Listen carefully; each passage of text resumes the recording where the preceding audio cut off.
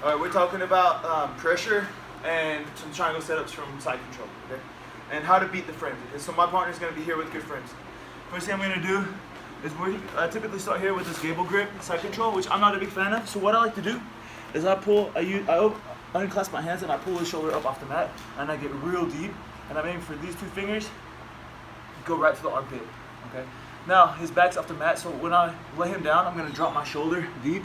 I'm gonna lay his back on the mat, and I want my shoulder to be underneath his jaw, underneath his chin, and I'm gonna get up on my toes. I like to turn my hips towards his hips, and I'm gonna deliver a lot of pressure right here. Okay, so I like to kill his hips, staying on my toes. Sometimes my right knee can drop to the mat, but for the most part, this is my typical side control that I do nowadays, okay? I don't like to do the typical side control. I don't like to go gable grip. I like to have a free hand to attack multiple things. All right, so that's my favorite way to get side control, okay? Now let's talk about some old school ways about beating the frames, okay? I'm not so much worried about this frame because this one's gonna be hard to deal with at first. I need to do other things to get his mind off this one. I'm gonna worry about this inside frame, which is easiest for him to replace and also easier for me to beat, okay? So what I'm gonna do, like we're here in the side control, okay, gable grip. I'm gonna, number one, I'm gonna pinch my knees together, and I'm gonna use my right knee to really pull his knee away from his chest, okay? To beat this elbow inside of my hip, I bring my knee up really high. Okay, so that's number one, really easy. One more time, I bring my knee inside, and I use it to scrape it up. Okay, and we're here in side control, beating his inside frame. Number two, to beat his frame, and then we start same position, side control, chest to chest. My knees good, wide open for base. Okay, I'm gonna switch my hips. Maybe sometimes the elbow's really tight, and I just can't get my knee inside. So I'm gonna switch my hips. As I switch my hips, I'm gonna slide and grab his tricep. Okay, like a good overhook. I'm gonna slide all the way up, pulling his elbow up, and now I go back to my base and go back to side control. Okay, so one more time. He keeps his elbows in tight. Maybe to really get my knee inside is too tough. So I switch my hips. I go here, overhook. You gotta be careful staying like this, okay? It's a super dominant position. I can use my balance relatively easy, especially if you're new. Open, and I replace. Then third way, and the most efficient that I've found in beating the frames is to use the pressure. Okay, so going back to what we previously talked about with pulling, like getting my shoulder in a good position, using one arm for side control, okay?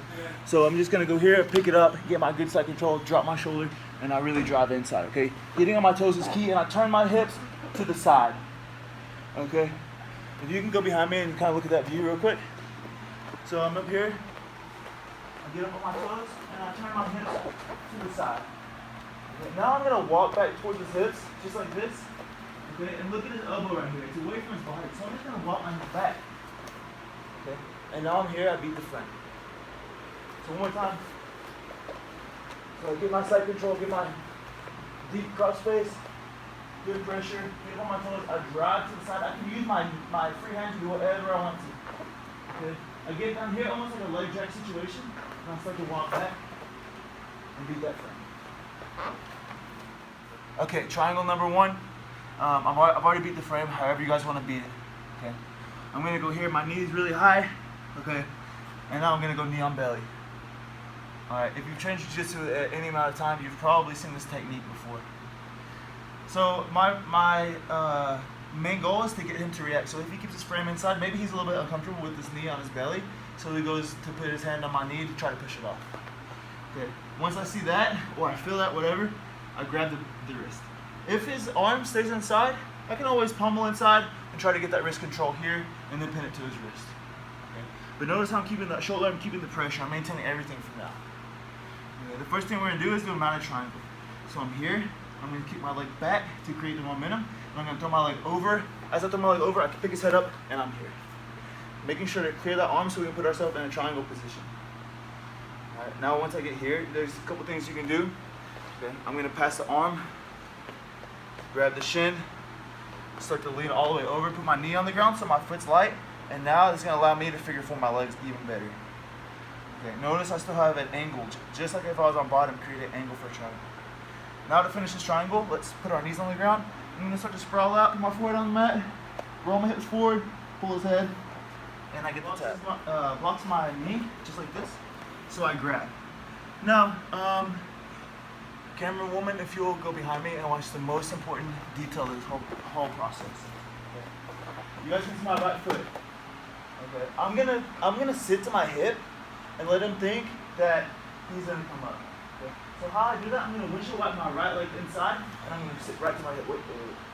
Just like this. Okay. Like 95% of the time, even if he doesn't know this technique, you can still bait guys to do this. Okay. To get them to bridge into you.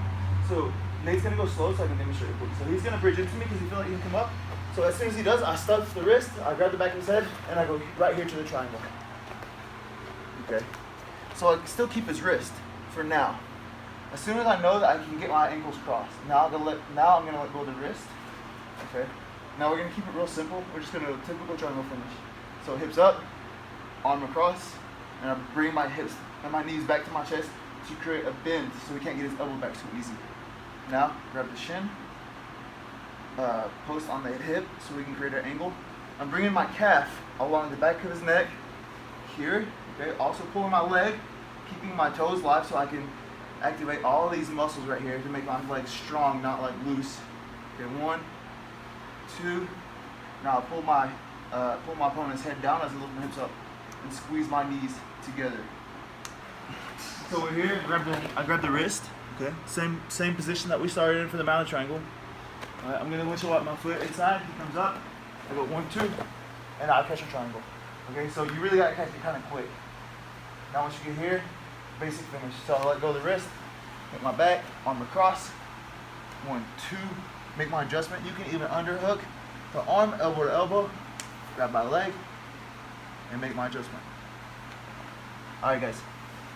I hope you enjoy the technique there. We talk about pressure, triangles from side control. And I know that this works really well because I've had my coach, Sam, he said, hey, if you can stop this triangle, or try to stop this triangle, this is what I'm going to do. I feel like I'm going to do this in the tournament. And he nailed me with it like 15 times in one practice. And I even knew it was coming. So if you guys get good enough, then this is a very, very excellent technique to